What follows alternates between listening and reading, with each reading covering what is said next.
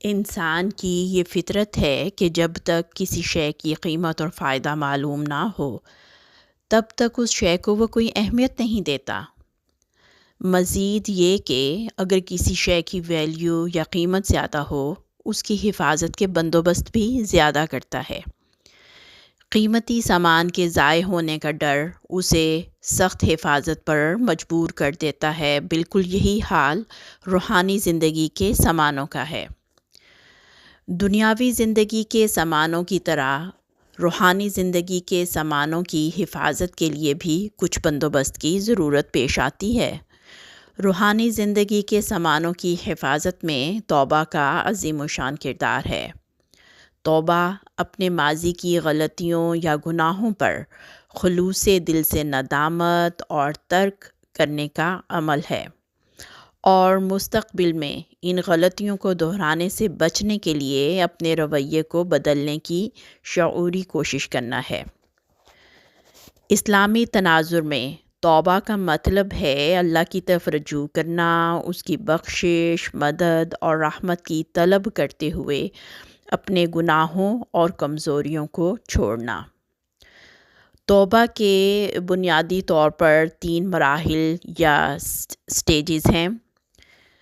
Number 1 ہے گناہوں یعنی کمزوریوں اور غلطیوں کی پہچان اور تسلیم کرنا، جن سے انسان کے تعلقات بہت گہرے ہو گئے ہوتے ہیں اور اس نے انہیں اپنا وطن مقرر کر لیا ہوتا ہے، گویا کہ گناہ میں اس نے رہائش اختیار کی ہوتی ہے۔ وہ اپنی طبعی حالت کو شناخت ضرور کر لیتا ہے، مگر گناہ کے وطن کو چھوڑنا اور اس سے دور ہونا اس کے لیے بہت مشکل ہوتا ہے۔ دوسری سٹیج پر ندامت یعنی شرمندگی محسوس کرنا اور شعوری کوشش کرنا۔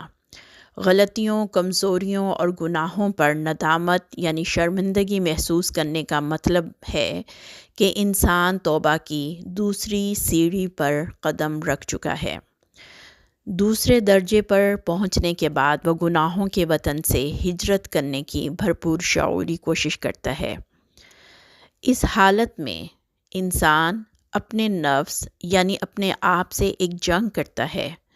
کبھی تو وہ یہ جنگ جیت جاتا ہے اور کبھی ہار جاتا ہے۔ طبعی حالت سے ترقی کر کے وہ اخلاقی حالت میں داخل ہوتا ہے۔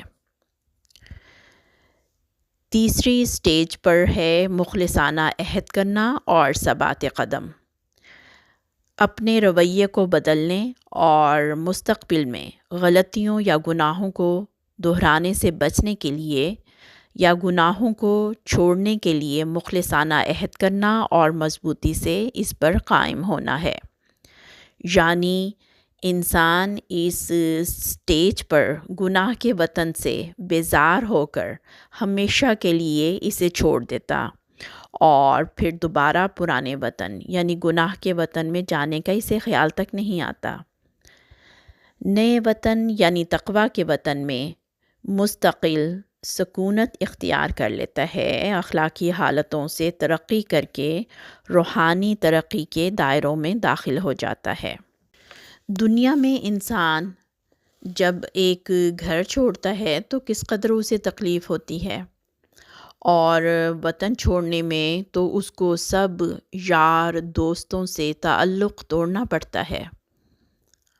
گھر کے سامان کے ساتھ گھر کے در و دیوار، ہمسائے، گلیاں، کوچے، بازار سب چھوڑ چھاڑ کر جانا پڑتا ہے۔ یعنی ایک نئے وطن میں آباد ہونے کے بعد پرانے وطن سے اس کا تعلق ٹوٹ جاتا ہے۔ بالکل اسی طرح روحانی زندگی میں گناہ کے وطن سے تقویٰ کے وطن کی طرف ہجرت سے گناہ کے وطن سے اس کا تعلق ٹوٹ جاتا ہے۔ اس ہجرت کا نام توبہ ہے، اور یہ ہجرت بہت مشکل اور تکلیف دہ ہوتی ہے، کیونکہ گناہ کے دوست اور ہوتے ہیں اور تقویٰ کے دوست اور۔ اس تبدیلی یا ہجرت کو موت کہا جاتا ہے۔ جو انسان توبہ کرتا ہے اس کو بڑا نقصان اٹھانا پڑتا ہے۔ سچی توبہ کے وقت بڑے بڑے نقصان اس کے سامنے آتے ہیں، اور اللہ تعالیٰ بڑا رحیم و کریم ہے۔ سورۃ البقرہ آیت نمبر 223 میں فرماتا ہے، یقیناً اللہ کثرت سے توبہ کرنے والوں سے محبت کرتا ہے، کیونکہ توبہ کرنے کے بعد انسان روحانی طور پر غریب اور بے گھر ہو جاتا ہے، اس لیے اللہ تعالیٰ اس سے محبت اور پیار کرتا ہے اور اس کا دوست بن جاتا ہے، اور اسے اکیلا نہیں چھوڑتا، اسے نیکوں کی جماعت میں داخل کرتا اور روحانی زندگی کے سامان اپنی جناب سے عطا کرتا ہے۔ سورۃ الفرقان آیت نمبر 71 میں فرمایا، جو توبہ کرے اور ایمان لائے اور نیک عمل بجا لائے، بس یہی وہ لوگ ہیں جن کی بدیوں کو اللہ خوبیوں میں بدل دے گا، اور اللہ بہت بخشنے والا اور بار بار رحم کرنے والا ہے۔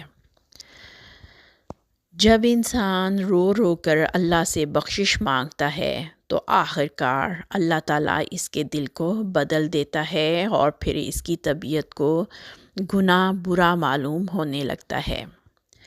جیسے جانور کو چارہ کھاتے ہوئے دیکھ کر انسان کو لالچ نہیں ہوتا کہ وہ بھی کھائے، اسی طرح وہ انسان بھی گناہ کی طرف مائل نہیں ہوتا جسے اس کی توبہ کے بعد خدا نے معاف کر دیا ہو۔ غرض توبہ انسان کی روحانی نشو و نما اور ترقی میں ایک اہم کردار ادا کرتی اور اس کو اپنے پیارے اللہ کے قریب کر دیتی ہے۔